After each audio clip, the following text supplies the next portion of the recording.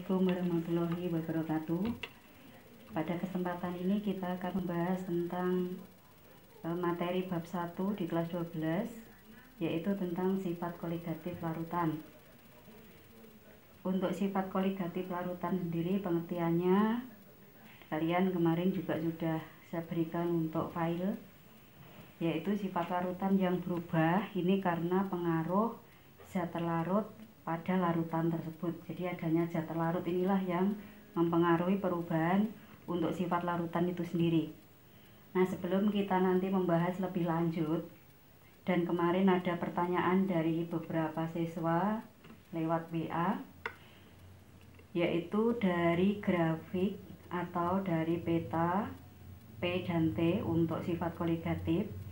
Kemudian ini pertanyaan dari Nurul kelas 12 IPA 1 dan pertanyaan dari Dwi, yaitu membedakan untuk sifat koligatif larutan elektrolit dan non elektrolit. Katanya masih bingung.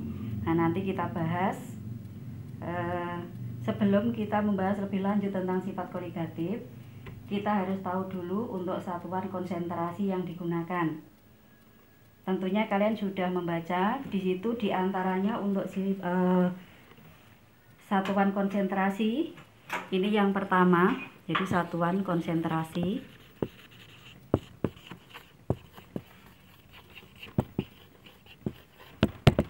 Yang pertama adalah molaritas, yang biasa dilambangkan dengan huruf M besar. Jadi molaritas itu menghitungnya adalah mol dibagi volume. Ini volumenya dalam satuan liter. Nah, mol sendiri ini juga sudah kalian pelajari di kelas 10.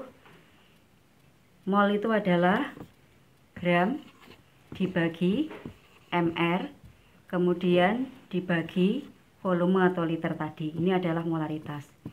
Ini untuk satuan konsentrasi yang pertama. Kemudian yang kedua itu adalah molalitas.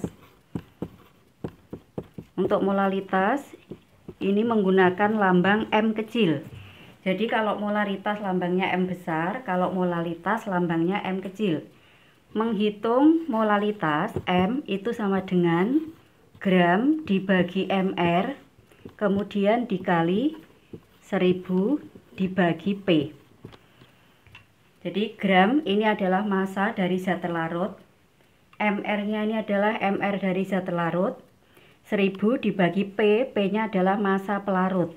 Jadi di sini kalau molalitas itu sendiri kebanyakan menggunakan satuan gram. Jadi satuannya gram. Kemudian untuk yang ketiga yaitu fraksi mol. Jadi fraksi mol yang biasa dilambangkan dengan huruf X besar. Untuk fraksi mol nanti kita bisa menghitung untuk fraksi mol zat terlarut, saya lambangkan XT. Itu adalah mol, jadi N itu lambang dari mol dari zat terlarut dibagi N zat terlarut ditambah N pelarut. Jadi N pelarut. Jadi ini menghitung untuk fraksi mol zat terlarut. Sedangkan untuk fraksi mol pelarut itu bisa dihitung, yaitu mol dari pelarut dibagi mol pelarut ditambah mol terlarut. Dan untuk fraksi mol ini sendiri, jadi dari sini nanti X T ditambah XP itu sama dengan 1. Jadi untuk menguji apakah untuk fraksi mol zat terlarut dan fraksi mol pelarut nanti hasilnya benar, ini bisa kita buktikan jika XT ditambah XP nanti sama dengan 1. Ini untuk satuan konsentrasi yang biasa digunakan dalam menghitung sifat koligatif larutan. Sebenarnya untuk yang lain itu masih banyak, jadi masih banyak. Bisa juga dalam satuan persen massa. Nanti kita akan membahas lebih lanjut. Jadi yang utama di sini satuan konsentrasi ini ada molaritas dilambangkan M besar, molalitas M kecil, fraksi molnya adalah lambangnya X. Nah, Dari satuan konsentrasi nanti kita coba terapkan, yaitu penggunaannya dalam menghitung sifat koligatif larutan sendiri. Ini saya hapus dulu. Jadi semua insya Allah sudah ada di file yang sudah saya bagikan. Kalian sudah mempelajarinya, hanya mungkin dalam penerapannya ini kalian mungkin masih banyak yang bingung. Nah, sekarang untuk sifat koligatif sendiri. Jadi sifat koligatif itu nanti dibedakan menjadi dua, yaitu sifat koligatif larutan non elektrolit. Jadi ada dua, yaitu elektrolit dan non elektrolit.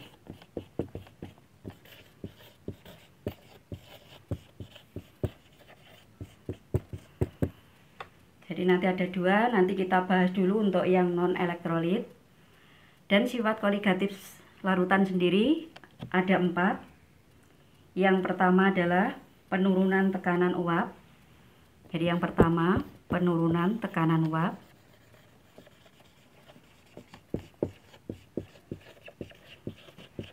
Yang dilambangkan dengan delta P.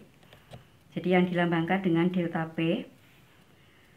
Nah, di sini untuk menghitung, jadi untuk menghitung dari penurunan tekanan uap, nanti ada tekanan uap larutan, kemudian ada tekanan uap pelarut murni.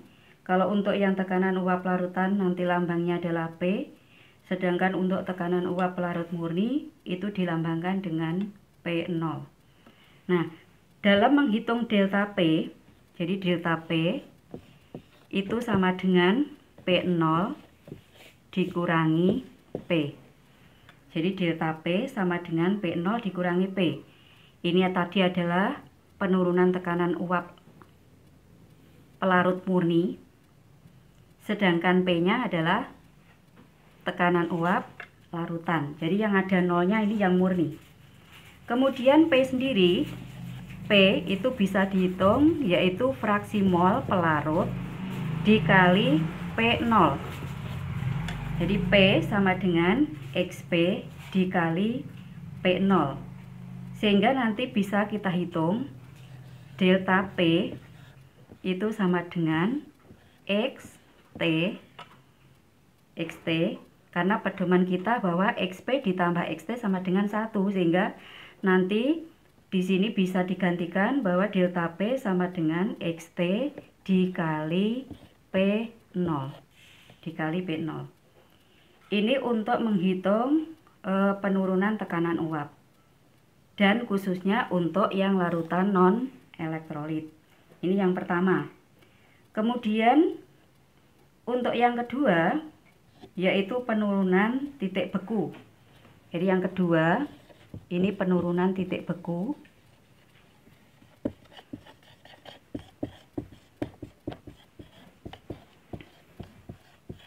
Yang dilambangkan dengan delta TF. Jadi delta TF. Nanti menghitungnya delta TF sama dengan KF dikali M. KF ini adalah tetapan penurunan titik beku. Sedangkan M-nya tadi di depan sudah kita bahas bahwa M itu adalah molalitas, bisa dihitung yaitu gram per ml kali 1000 per P. Jadi M-nya tadi adalah gram per ml dibagi 1000 per P. Kemudian delta TF itu sama dengan TF0. Jadi ini adalah titik beku pelarut murni dikurangi dengan titik beku larutan. Jadi delta TF sama dengan TF dikurang TF0 dikurangi TF. Ini menghitung untuk penurunan titik beku yang dilambangkan dengan delta TF. Nanti lebih jelasnya kita akan